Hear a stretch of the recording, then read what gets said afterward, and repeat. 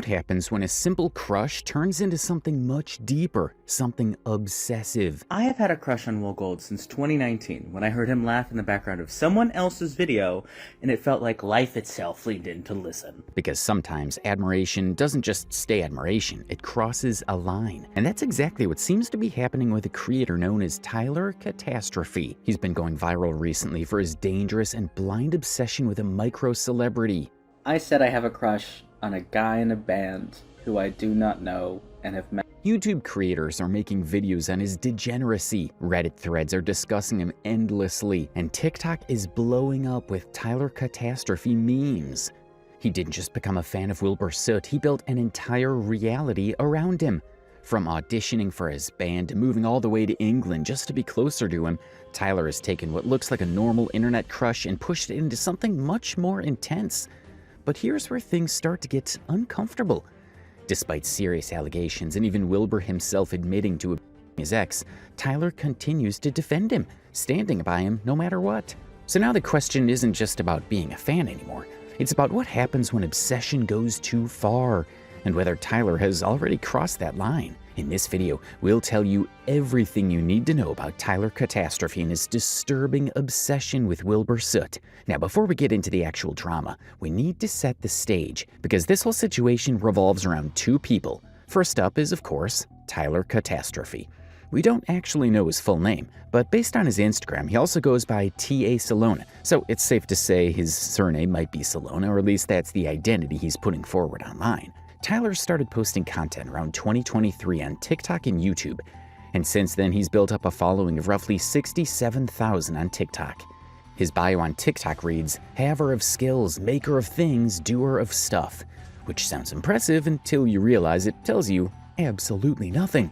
However, here's what his online presence tells us. He's a 27-year-old disabled transgender creator who in the beginning made fairly harmless low-stakes content. Nothing groundbreaking, just your standard internet. However, we do admit that his cringiness is not something that he evolved into. He's always been pretty cringe. Too cringe, to be honest.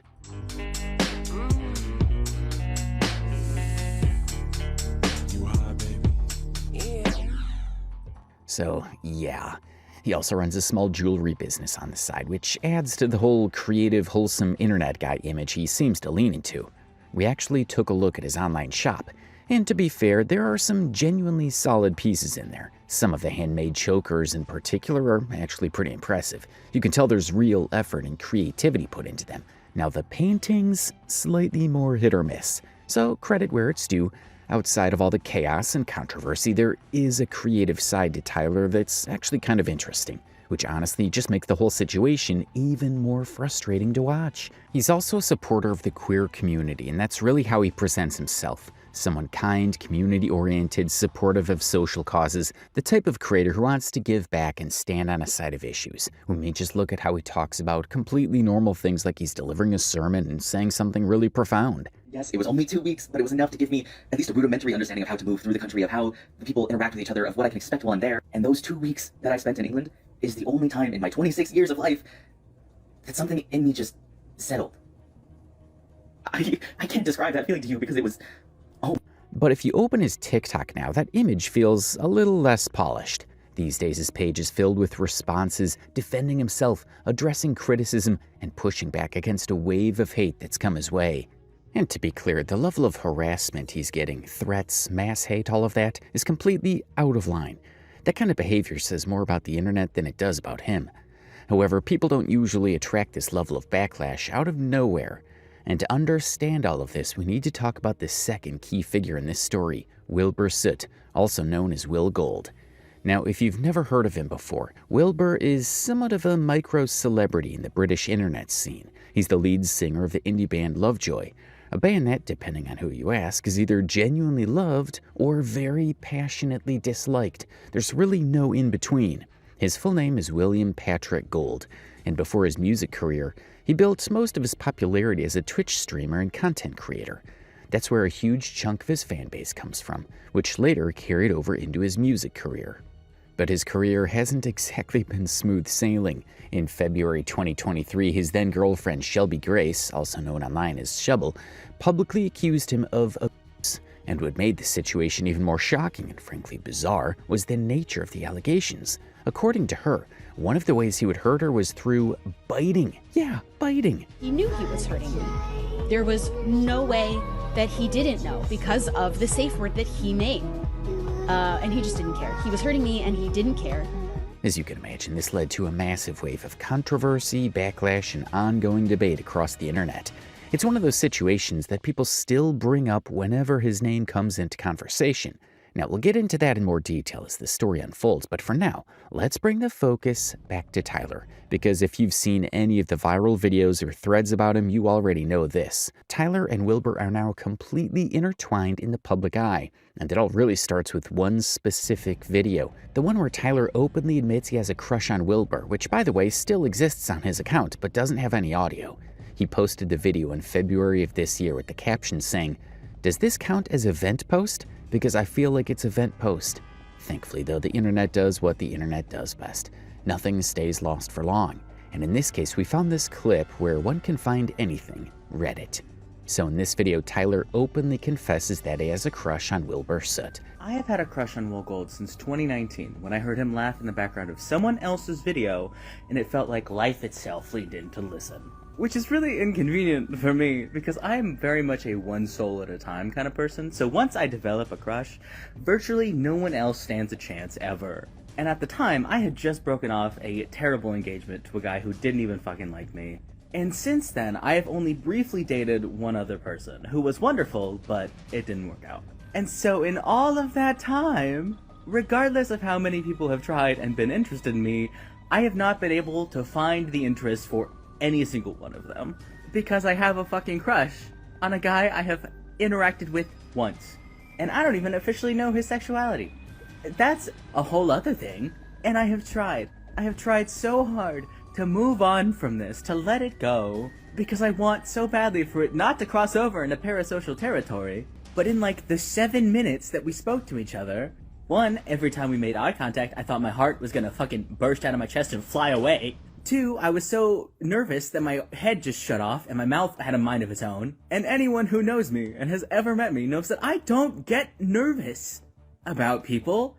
But it's not framed like a typical fan admiration. He presents it more like an opportunity, like he genuinely believes he has a chance. He talks about it as if the worst possible outcome is simply Wilbur not responding or saying no. And all of this is made worse because I have been recognized at every single concert I've been to in the past year and a half, including 2 of his. And I've been on the Lovejoy Nation podcast twice. So no matter how many times I try to sweep this out of the rug and move on with my life, there's always that little thing in the back of my head saying, there's a non-zero chance. Oh my god. So basically, the way I see it, I finally say fuck it. I make this video, I say it all out loud to the ether that is the internet. Worst case scenario, he sees it, he says, hey, not for me. I move on with my life, it's fine. I'm an adult, who cares? I'll take a no over uncertainty any day of the week. Neutral option, nothing happens. Oh well, I guess. Best case scenario,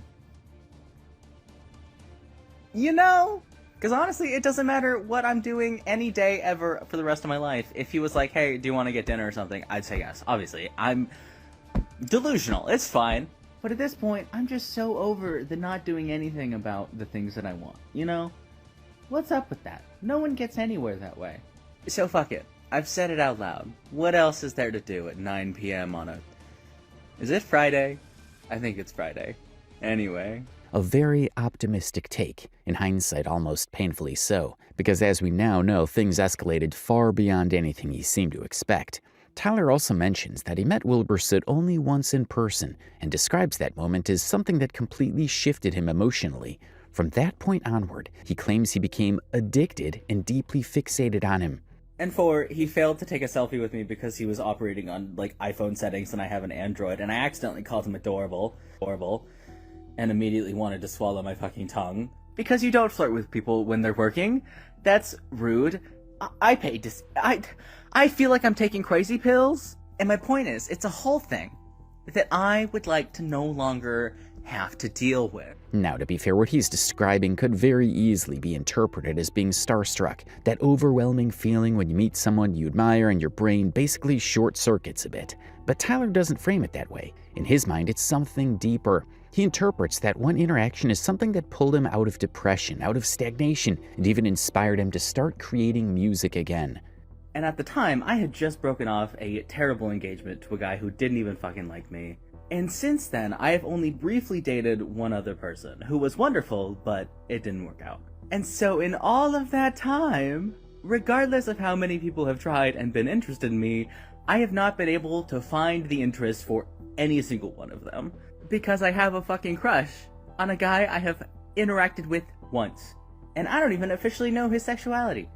That's a whole other thing. And I have tried. I have tried so hard to move on from this, to let it go, because I want so badly for it not to cross over into parasocial territory. But in like the 7 minutes that we spoke to each other, one, every time we made eye contact, I thought my heart was gonna fucking burst out of my chest and fly away. Two, I was so nervous that my head just shut off and my mouth had a mind of its own. And anyone who knows me and has ever met me knows that I don't get nervous about people. What the hell was that? Three, he somehow managed to make me want to write music again, something I have not done since my last band broke up in 2019 and I got hit by a car and couldn't sing anymore. And I can sing again now. It took several years, but I got it back because I'm amazing. But how dare you pull my spark back out from underneath the ashes I spent years burying it under because it hurt too much to think about. In like 2 sentences. It's rude. Music, which according to a lot of people watching this unfold, is debatable in quality at best. So if you care to find me, look to the western sky. As someone told me lately, everyone deserves a chance to fly. And if I'm flying so low, at least I'm flying free. So yeah, there is that. Tyler, however, seems completely convinced of his own talent. He speaks about his abilities with a level of confidence that's hard to ignore, almost as if there's no comparison at all to anyone else, whether it's his diabolical singing or his looks. This is a long intro for TikTok, but we commit over here, so listen to it. It's amazing. I love this song. Shit.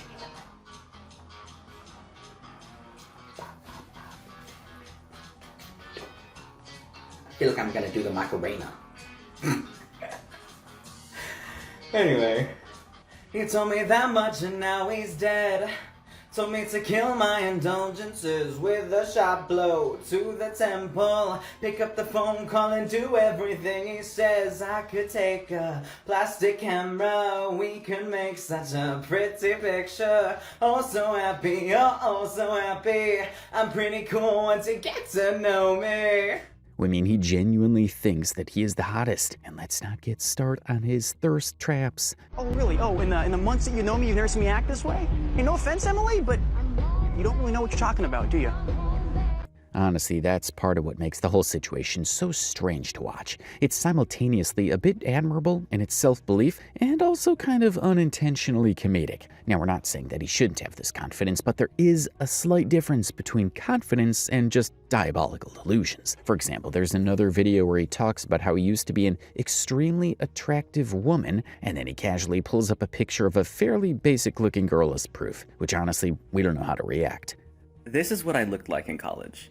That hair went down to my thighs. I used to wear like 5 to 6 inch heels every day. Also, not for nothing, the wing on that eyeliner is not the filter. Fun fact. But I was thinking... But I'm just the same. I've got a boring name. Across the board of what you want and what you came here for. So I'm waiting for you, so please just let me. And it doesn't even stop there. Tyler has also claimed that people would come up to him all the time and say he looks like what they imagined Jolene from Jolene by Dolly Parton would look like. When I was in college, random people used to come up to me on the street and tell me that the way that I looked is how they pictured Jolene from the Dolly Parton song Jolene. And before you call bullshit, let me just tell you. It's the kind of moment that's less, wow, confidence, and more, okay, interesting interpretation of events. And look, that's not even the worst thing on his page. If you scroll through his content, it's basically a non-stop compilation of moments that sits somewhere between cringe, overconfidence, and completely unfiltered self-belief. This whole page is like a case study in second-hand embarrassment. And to be fair, none of that alone is really cancel-worthy. It's the internet. Plenty of people are awkward, overconfident, or unintentionally funny online. And in a strange way, there's something almost endearing about someone genuinely believing in themselves that much, even when it doesn't fully match how others see them. The issue starts when that level of belief crosses into something more concerning, when perception stops being flexible. Because at this point, the problem isn't just confidence, it's the inability to separate admiration from reality. And that becomes especially important when you consider who he's talking about. Let's be honest, most men aren't taught how to take care of themselves in their living spaces. And for men in their early 20s, that's a lot worse than it should be. Because how long are we as people going to sit in this place where we treat every mistake as if it makes us irredeemable? And sure, people should face consequences for their actions, but if those consequences are not put in place as a lesson to be better and learn from those actions in the future, then those aren't consequences, those are punishment. And no one learns from punishment. Day in and day out, you hear, oh, people don't change, people never change, but they do. Every day, everything changes. Change is the closest thing we have to a universal constant. But the most important part of that puzzle is that you have to let people change. You have to acknowledge the ability to change. You have to acknowledge the change in itself. Are they really incapable of changing, or are you just not letting them? Have they really never changed, or are you just not acknowledging that they already have? Because if you're going to call someone out for their behavior, you have to be willing to let them change the behavior. Because if you don't, you may as well just admit to yourself and everyone around you that you're not interested in people being better. You just want to watch more people burn. The person at the center of all this isn't just a random creator. It's someone with a heavily publicized and controversial history, including serious allegations that have been widely discussed online. And this is where things get complicated, because we've seen this pattern before on the internet. People become so emotionally invested in a figure or so committed to a narrative that they start filtering out anything that doesn't fit in. Take Jeremy Meeks or Cameron Herron, for example, both criminals who people thought were hot. In fact, a lot of people argued that Cameron shouldn't have been charged at all because of how hot he was. Well, that was pretty insane too. But things are different with Tyler. Tyler has on multiple occasions claimed that he himself is a victim of abuse. He also frequently speaks about empathy, accountability, and how the first instinct should always be to believe victims. On paper, he positions himself as someone very socially aware, someone who understands these dynamics deeply and is outspoken about social issues. But when it comes to the allegations surrounding Wilbur Soot, his stance shifts completely. I'm going to say something very important, and then I'm going to follow it with however. And I know the second I say that word, a lot of people are going to tune me out, but I'm asking you so nicely to keep listening. Okay. Believe victims, believe survivors. However, as a victim myself, as a survivor myself, what we should be saying when we say those words is believe victims, believe survivors first. Because the unfortunate truth is that just because you would never lie about something so important does not mean that no one would. Because blindly believing people like me can still be a bad thing. See, instead of applying the same framework he uses elsewhere, he has repeatedly denied the claims very strongly, not just questioning them, but dismissing them outright. Do you know there's a difference between embarrassing and morally wrong, right? They're not the same thing. Because, oh my god, it is so not that serious. And this is where people started pointing out a major contradiction, because in doing so, he's also referenced his own past experiences and trauma as a way to argue that what was being described doesn't qualify as abuse in his view. The problem with that logic is fairly obvious. Personal experience can shape empathy, but it doesn't get to override someone else's account of what they went through. And online, that contradiction didn't go unnoticed. What makes it more complicated is that Tyler's interest in Wilbur isn't new or reactionary. This isn't someone who became involved after hearing allegations. It goes back further. He'd been trying to get Wilbur's attention for a long time, including multiple attempts to audition for Lovejoy. And yes, clips from those auditions are still circulating. I have absolutely no idea if one of my favorite bands might want a second vocalist, but I do know I am crazy enough to ask. So hi, Lovejoy! Do you want a second vocalist? My name is Tyler Salona, I'm 26 years old, I live in Texas, but I'm trying to move to England anyway. I'm a massive extrovert, I've been performing since I was 10, and in 2019 I was actually a semi-professional vocalist, but then had to spend almost 5 years getting my voice back after losing it completely because someone hit me with their car. Through the sheer force of audacious determination, I now have my voice back and my vocal stamina. Which basically means that now that I can go back to music, not doing so makes everything else feel unfulfilling and sad. I figured I might as well shoot my shot. And I also play the trumpet, which is probably helpful. Anyway, here's Portrait of a Blank Slate. The whole thing. I hope you like it. I mean, you probably like it already, let's be honest. It is your song. This was one of the first few videos of him that went viral, and the band Lovejoy actually liked this video. There was also that one early interaction, his meeting with Wilbur at a meet and greet, that he continues to reference repeatedly. A moment that for most people would be a brief fan encounter, for him became something much more significant in his personal narrative.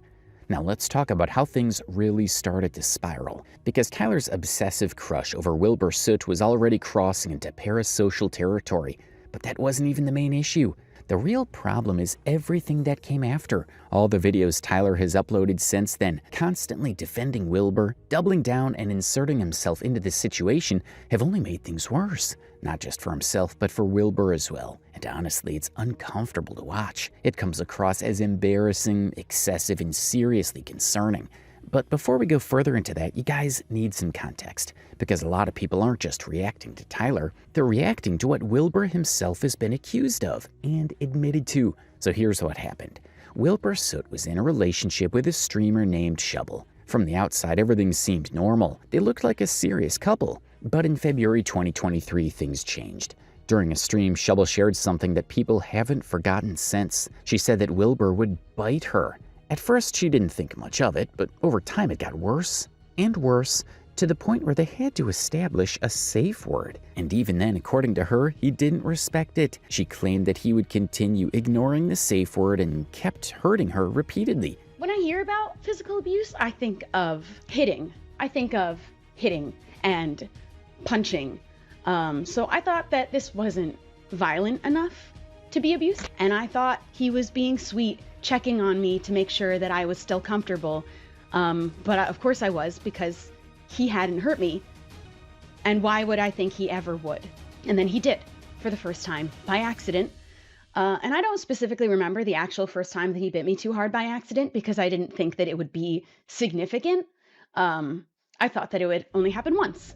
And he started biting me more and more over a period of time, sort of throughout the whole relationship. And accidents of him biting too hard and really hurting me happened more and more frequently. He seemed genuinely sorry, and he decided that he didn't want to keep accidentally hurting me. So we were going to use a safe word, so he could learn where my limit was, where my pain tolerance ended.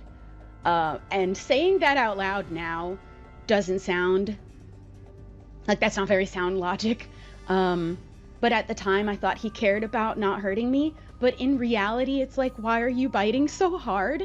And why do you have to bite? Now, a lot of people online have tried to downplay it, but this kind of behavior falls under abuse. Deliberately hurting someone, especially after they've clearly withdrawn consent and used a safe word, crosses a very clear line. It's not just weird or toxic, it's a violation of boundaries, and something that can escalate into much more serious harm over time. But that wasn't the only thing she accused him of. According to Shovel, Wilbur didn't just cross physical boundaries, she also claimed that he used her. She described how his living conditions were extremely messy. He wouldn't clean, wouldn't do his laundry, and instead would wait for her to come over, just so she could take care of things around the house. And what made it worse, she said that he admitted later to a friend that he was using her for chores. He lived in filth, like I have never seen. And I've seen filth. This was the worst.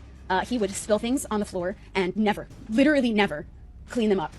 He got an ant infestation once and wasn't going to do anything about it because he said, bugs are normal in British houses, so I had to buy ant killer. And he wouldn't clean his bathroom for months and months and months, but would constantly complain about how bad it smelled, and I would tell him that's mold. It's mold. He complained about being tired all the time too, which I don't know if that was a lie or not, but mold will do that too. But he would insist that it wasn't, somehow, without having cleaned in months, but it's not mold. When I met him, he was washing his clothes without detergent. Just wasn't using that at all, and I don't know for how long before I met him. He was just running it with water and then hanging it on his filthy kitchen cabinets. And I felt bad. I felt bad because I felt like he needed someone to help him learn how to be cleaner. I thought he just didn't know how, and I listened to all of the struggles of his upbringing, and I was like, he just doesn't know how. Someone just needs to show him. And then I found out that he said he doesn't clean at all when I'm not there because he just waits for me to get there to do it. And I only found out about that after we broke up because he said it behind my back. I was doing all of the cleaning and laundry. And to top it all off, this guy proudly flaunted the bruises on Shovel's body that he caused to his friends. And he even felt so comfortable showing off my bruises that he had caused to our friends because he would bite me so hard by accident. By accident, he would even joke that it looked like he abused me. And eventually he did acknowledge how bad it looked. So yeah, it wasn't just one issue. It painted a much bigger picture. But here's where things get frustrating, because according to Tyler, none of this is a big deal. He brushed it off as boys being boys, even defending the behavior and claiming there's no real proof that any abuse actually happened. I also know that if I post this video, there will probably be a lot of people who don't know me who see it, so I'm going to try to be as kind, direct, and clear-cut as I can. So I'm going to stick to 3 main points from Shovel's VODs. Please go and watch them yourself. You are under no obligation to think the way that I do. And then I'm going to touch on Wilbur's response, and then I think the general response needs to be addressed as well. Because Shovel's main points were that Wilbur was a slob, had a messy house, that she paid for a lot of her way to see him, and that he bit her.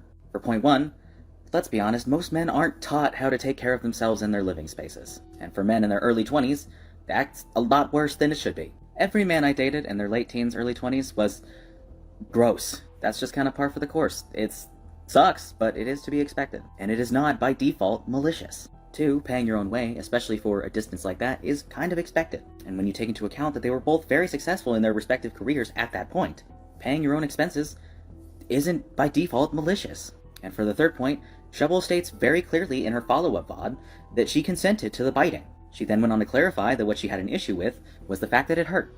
And while I don't think anyone should be hurt in their relationships, at the end of the day, that is a communication issue. And whether it's just a poor communication or lack thereof, both parties are responsible for that. Because a lack of communication or poor communication on either side is not, by default, malicious. And at the end of the day... So yeah, in Tyler's eyes, Wilbur Soot is completely innocent. No wrongdoing, no accountability, nothing.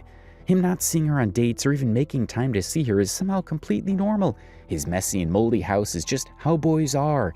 And the biting, according to him, doesn't even qualify as abuse. However, the reality is a bit different. You see, back in 2023, when all of this first came out, Wilbur himself posted a statement. And instead of clearing things up, it made things worse. His statement was widely criticized as a non-apology because while addressing the situation, he essentially admitted that the biting did happen, framing it in a way that many people found dismissive and inappropriate. Now, we won't be reading this whole thing, but here's what he had to say about the biting. The allegations of abuse, particularly in the form of biting, deeply shocked me. Throughout our relationship, I understood from numerous conversations and text message exchanges on the subject that this behavior was consensual, playful, and reciprocally enjoyed. Then the only form of apology he offered read, "I recognize that this person has processed and expressed feelings of hurt. I want to extend my sincerest apologies for any pain that I've caused." Honestly, it's kind of alarming how both he and Tyler seem to misunderstand something as basic as consent. Consent isn't a one-time arrangement. It has to be clearly established before any physical or sexual interaction, and more importantly, it can be taken back at any time. And that's the part people keep ignoring. Just because Shovel may have initially agreed to something like biting, that doesn't mean it can't cross into abuse. The moment boundaries are pushed, ignored, or a safe word isn't respected, that's no longer consensual. That's where the line is. And it's honestly exhausting that something this basic still needs to be explained. Unsurprisingly, people were furious after that so-called apology from Wilbur Soot. In fact, some people online went as far as breaking it down line by line, literally annotating his statement and pointing out everything that was wrong with it, showing how it could have and should have been handled better. Because instead of a clear apology, it came across as him treating something serious as if it were mutual or misunderstood, without properly acknowledging the harm. One person on Twitter wrote, "You started this off defending yourself by claiming that you've changed, making it about you, then left the most simple yet most important thing for last, an apology. And even then your apology isn't an apology.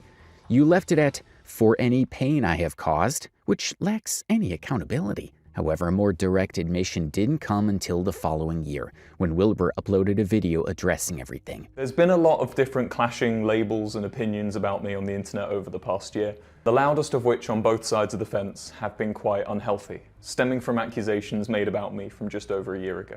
And look, I'm not here to drop any bombshells. I don't want to reopen any old discussions. I responded to the situation in February of last year, and I still stand by everything I said in that statement. I understand it was misinterpreted by some people, probably due to my wording, and I know some people are still looking for clarity, especially nowadays where personal transparency is more common amongst content creators than it's ever been before. However, this clarity, the clarity I've offered to my close friends and my family, would mean publicly sharing deeply personal parts of my private life and my relationships with the internet. I've never been comfortable doing that, and I don't believe that should be the cost of being understood. All I can say is that the labels that have been attributed to me by social media are not true, and I don't accept them. I don't believe in this expectation that content creators should use their platforms to attack and defend, and I definitely don't think that's how serious accusations should be handled. I felt this way for a really long time now, having seen other content creators go through similar situations, and I know it's not a perspective that's going to satisfy everyone, but it's one I can get behind, and I hope that makes sense to you. None of this is me trying to dig up or dwell on the past here. I would just feel very strange if I carried on without at least acknowledging the past year, because all I can do now is move forward, and I hope you enjoy what I've been working on.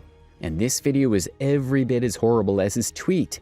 But by that point, the conversation had already shifted. Instead of focusing on the apology, people started focusing on something else entirely: his health. Viewers began pointing out how different he looked, how much weight he seemed to have lost, and speculation quickly spread online. Some even started suggesting drug use. Now, to be clear, there is no confirmed evidence for that. But just for the context, this is Will in 2023 versus now. And one more thing that came up while researching Wilbur Soot is his interesting habit of biting people around him. There are clips and conversations where his friends casually talk about it, like it's just a quirky little personality trait, that he would bite them, and apparently just about anyone. Tell them about how awful I am to you. To me? Yeah. He keeps biting me. Yeah. Are you just hovering while I'm streaming? I can't hear you over the Hoover, what'd you say? Actually, Will bites me sometimes, and I get so many bruises all the time from him biting me. I thought you were saying that you bite people. No, Will bites me. Wilbur Soot has bitten me harder than that. Yeah. He just bites everyone. He'd bite you. He never bit me when I met him. He would. For the record, here are some of his biting videos, because yes, this was somehow a recurring thing. Wilbur Soot give you a words of recognition. Really, a man? Take me home. Oh, no, it's not content. No, I can't. I'm not sure. No, I don't know. Enjoying this so far. There's been a robber. What this means is unfathomable for the community.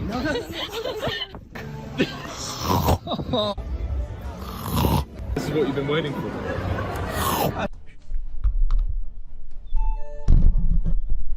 But the situation with Shubble wasn't the only time Wilbur Soot was accused of something like this. Not long after her story came out, another person who claimed to have dated Wilbur back in 2019 also came forward and shared her experience publicly, and this time the accusations were even worse. She described how even in the beginning everything felt perfect. He was attentive, affectionate, and constantly showing love, which many people would describe as love bombing. But over time things changed. She claimed that he became dismissive, started disrespecting her, and even asked her to keep their relationship a secret, expecting her to sit quietly while he streamed, almost like she wasn't supposed to exist publicly. She also said he would ignore her struggles, constantly shifting the focus back into himself and his own problems. And once again, the biting was mentioned, but the most disturbing allegation, according to her, happened after their breakup. She said that in 2021, they met again for what was supposed to be closure. But during that meeting, she alleged that he got her intoxicated, brought her back to his place, and then removed her clothes when she was not in a position to consent. Now, this is a very serious accusation, and even if a fraction of this is true, it paints a deeply troubling picture, because it suggests that the issue isn't just a one-time incident. It points toward a pattern of behavior, a pattern that directly contradicts the image many people had of him. As she herself expressed, the version of him that fans saw, the soft, kind, creative personality, was very different from what she claims was happening behind the scenes. And yet, despite all of this, there are still people defending him. Still, people are refusing to question it, and one of the loudest among them is Tyler. So let's get back on track. Even after all of this, the accusations, the statements, and the public backlash, Tyler remained completely convinced that Wilbur did nothing wrong. He continued defending him, continued supporting him, and even continued expressing his feelings for him. I know that Benadryl me threatened to simp on Maine last night, but honestly, today May's got... I need that man to put his face on my face. Just... You know? See, I am running on about 2.5 hours of sleep because maintenance was supposed to be here at 9 a.m. and I've been awake till at least 3 a.m. every single night for the past month and a half because I have shit to do. And it is now 12:24 in the afternoon. I'm tired. I am overstimulated. I can't sit still and focus long enough to do the work I need to do. I've been scrolling and doing dumb shit because when I called the office, they said, oh, they'll be here sometime today, after she got done pretending she didn't know who the fuck I was. I've lived here 1.5 years. You literally told me to my face that I was one of your favorite tenants, and I was in the office 2 days ago picking up a filter for this apartment. Don't fuck with me. So if you see me accidentally repost an edit of a man, mind your business. I don't even care anymore. I am not embarrassed. I will unprivate my simp videos. Don't test me. I am gay and I'm an adult. And I'm allowed. Truly. I'm so tired.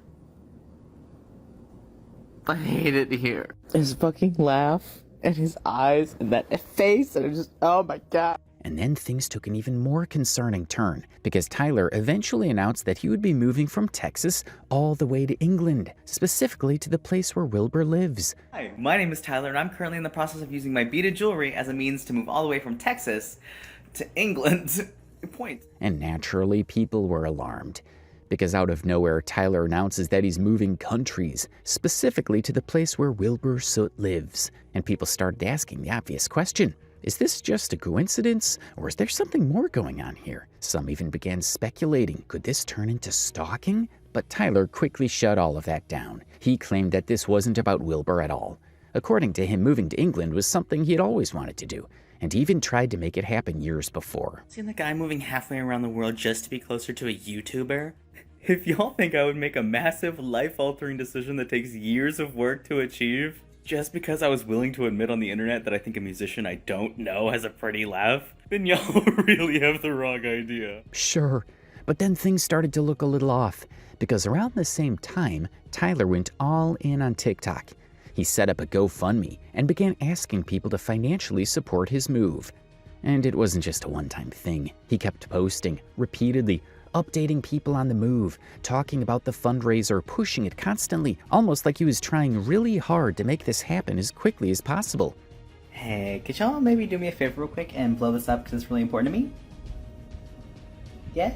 Okay. And according to his GoFundMe page, he managed to raise a significant amount of money, getting close to his overall goal, a total of $22,000, which only made people question things even more. Because now, it wasn't just about an idea anymore. It was actually becoming real. And when you combine that with his constant defense of Wilbur, his emotional attachment, and now physically moving closer, it starts to paint a picture that a lot of people found genuinely concerning.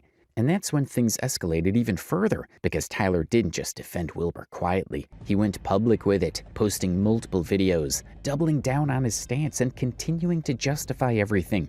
So now we're going to take a look at some of those videos. Cancel culture is bullshit. And I'm not talking about holding people accountable for their awful actions, because obviously we should be doing that. I'm talking about how many people are training their audiences to be internet attack dogs, which is not cool. And right now, it's really hard to be on the internet. Feels like every other day we're getting someone who's secretly a terrible person. But I'm starting to realize that a lot of people don't know the difference between fucking up and abusing people. And as someone who has been abused, kind of a lot, I'm going to explain the difference. Because if you don't know the difference, there are a lot of people who will try to use you as a weapon against the people they don't like. And I don't know about you, but I don't like being used for anything. So if you find yourself asking, is this person an abuser, or did they just fuck up somehow? Here are some questions that you should always ask. The first question's a little gray, but it has to do with intention. Did they knowingly hurt you on purpose? And if you know for a fact that they did it on purpose, then yeah, that person sucks. They're an abuser. But if you can't be sure they knew they were hurting you, you have to ask yourself another question. This one's a two-parter. One, did you tell them it hurt you? Because if you didn't, I'm sorry, you have to. You can't assume they know unless you tell them. But after you tell them, you have to ask, how did they respond to you telling them? Did they get angry? Did they blame you? Did they hurt you more? Did they try to shut you up somehow? then yeah, unfortunately, probably an abuser. Or did they find out that they hurt you and apologize? Did they validate your feelings? Did they promise to change? Did they make genuine efforts to better themselves towards you and people around them? Because in that case, they're probably just someone who fucked up.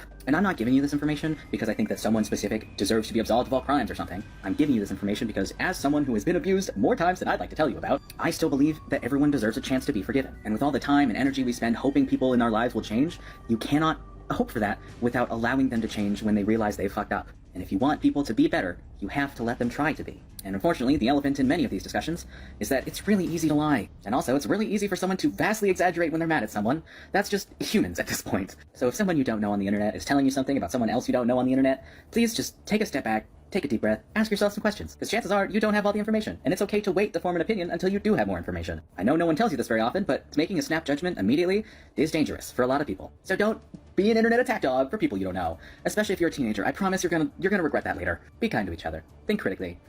And trust us when we say that this is just one video from a long list of videos uploaded by Tyler, all trying to explain to people what abuse is and what someone would do to be qualified as an abuser. In his opinion, his own abuse somehow becomes the standard because he's been in a similar situation in the past. He's suddenly the authority on the topic, some kind of wisdom god who gets to decide what counts as abuse and what doesn't for everyone else. Well, sorry to inform you, Tyler, you don't know what other people go through, and your own experiences don't give you the authority to decide whether someone else has been abused or not. And it's honestly quite disgusting how he openly continues to defend Wilbur Soot. For instance, in his videos, he's completely ignorant, while still shamelessly supporting Lovejoy's new music like nothing ever happened. Lovejoy has finally released the full version of All Look Good When I'm Sober, and I am over the moon. Great band, it's a great song, and I've been waiting for so long. Bars! Before the comments start rolling in, I am fully aware of the situation. I've already made my opinion on that very clear. Not because I dismissed it or didn't take it seriously, but because I did take it seriously, and I formed an opinion on it. Anyway, I'm the kind of person when I see people being hated on in a way that I think is unfair, I will make a point to leave positive comments whenever possible. I do it because I want to, because it's fun for me, because I enjoy being in positivity and a pool of yeah. And right now there are a lot of other unrelated things making me angry, so it is taking a little bit more mental energy to not pop off at people. I just have to remind myself that they don't actually care. They just want to feel justified in being a dick. And honestly, who am I to give them more opportunities to do so? No thanks. But it is kind of ridiculous how parasocial people get. I've been to abandoned orphanages that felt less creepy than my comment section sometimes, and I've been to abandoned mental health facilities that felt less sinister. College was an interesting time for me. Anyway, I love the song. It was worth the wait, and I hope their new shows go well, because they deserve it. I also hope they're a lot more kind to themselves than the internet wants them to be, because, again, they deserve it. Anyway, live that Lovejoy. Okay, Lovejoy, bye. Lovejoy, bye. That was more... I mean, it's one thing to like a band that's associated with someone accused of serious behavior, and it's a completely different thing to be this stubborn and insensitive about what that person has been accused of. And then there's this video where he straight up says that people aren't going to change if the world doesn't give them a chance to change, as if that somehow excuses everything. Better on an individual level, because at that point it's not about holding people accountable, it's about you getting to be a dick. The video this comment is on is about how I do not think that Wilbur Soot is an abuser, and it took a lot for me to post it. I had to think a lot about how to say what I wanted to say, and I was really worried that it would be taken the wrong way, but so far the comments have been super understanding, and I am so grateful for that. But since posting that video, I've seen so many reasons that I needed to post it in the first place. Because how long are we as people going to sit in this place where we treat every mistake as if it makes us irredeemable? And sure, people should face consequences for their actions, but if those consequences are not put in place as a lesson to be better and learn from those actions in the future, then those aren't consequences, those are punishment. And no one learns from punishment. Day in and day out you hear, oh, people don't change, people never change, but they do. Every day everything changes. Change is the closest thing we have to a universal constant. But the most important part of that puzzle is that you have to let people change. You have to acknowledge the ability to change. You have to acknowledge the change in itself. Are they really incapable of changing, or are you just not letting them? Have they really never changed, or are you just not acknowledging that they already have? Because if you're going to call someone out for their behavior, you have to be willing to let them change the behavior. Because if you don't, you may as well just admit to yourself and everyone around you that you're not interested in people being better. You just want to watch more people burn. And I know someone's gonna call me a stupid fucking optimist again, but nihilism is a cancer, and all it ever does is ensure that nothing ever gets better. And if you want to see a better world than the one that we have right now, you have to acknowledge and allow people to be better on an individual level. Because at that point, it's not about holding people accountable. It's about you getting to be a dick. Well, we really get the extent to which he's obsessed with Wilbur just by watching these videos, because he simply refuses to accept that Wilbur hasn't really done anything to redeem himself. 2 of his ex-partners have accused him of abuse, and one even alleged that he crossed serious boundaries when she blacked out, and his so-called apology came across to many people as nothing more than victim blaming. Now, we want to walk you through a short timeline of what Tyler said after he uploaded that video admitting his 7-year-long parasocial crush on Wilbur Soot. So yeah, he uploaded that video in February 2026, and the response was immediate. His comment section was flooded with people calling him delusional. We mean one person even pointed out that he's probably not even Wilbur Soot's type, and Tyler's response was, haha, you never know.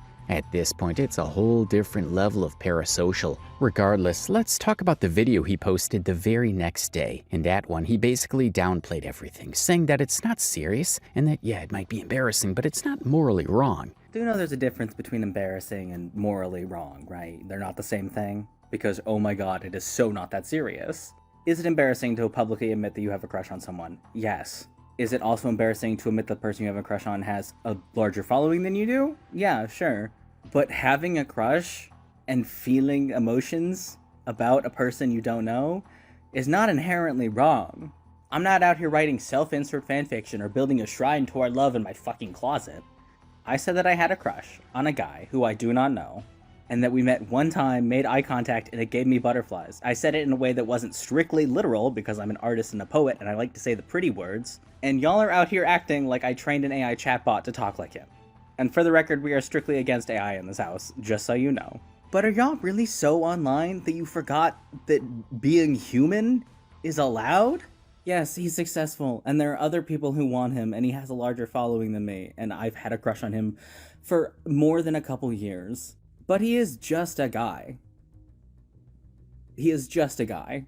And yes, having a crush on him makes it hard for me to have a crush on literally anyone else, because he is proof that all the qualities I want in a partner exist as one coherent person. And why the fuck would I want to settle for someone who doesn't have those qualities when I know that those qualities exist? So yeah, there's that. He just flat out refuses to accept that this person has done anything wrong. And this reply he made to a comment on his post really says everything about his mindset. Someone commented on his videos saying they don't think Wilbur Soot is a good person. And Tyler replied, "It seems like he's making an effort, so I am willing to support. From my perspective, a bad relationship in your 20s shouldn't condemn you for life." And that pretty much sums it up.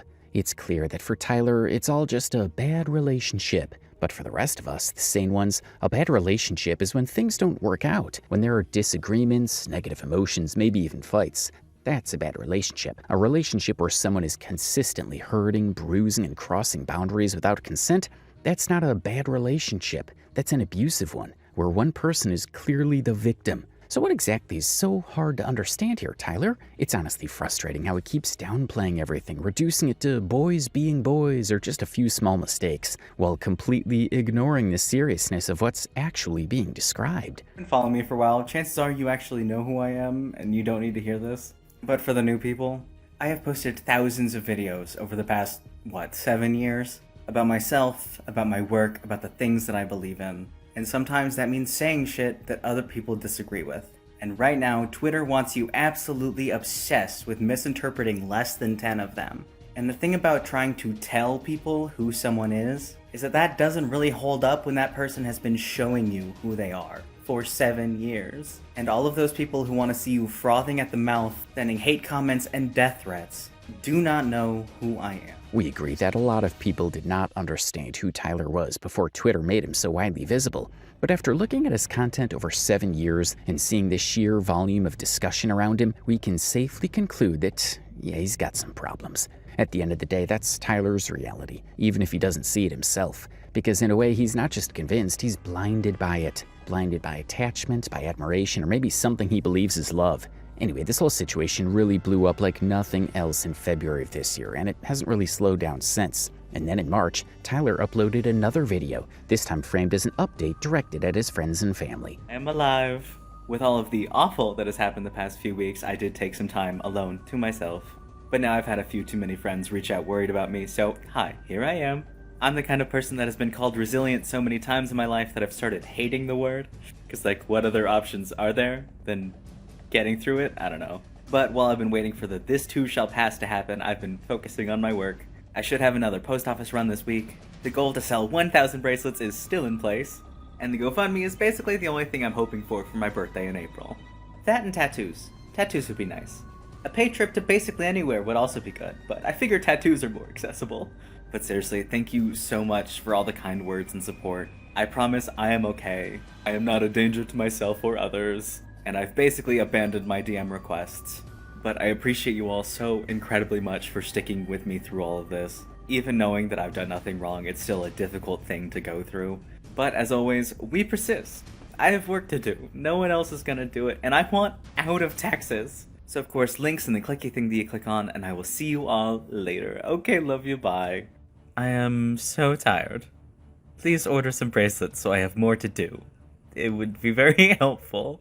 Then by April, people were already making memes about the situation, and also animated edits.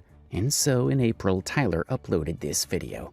I am not the one wishing death and torture and rape and worse on someone I do not know just because they said they had a crush.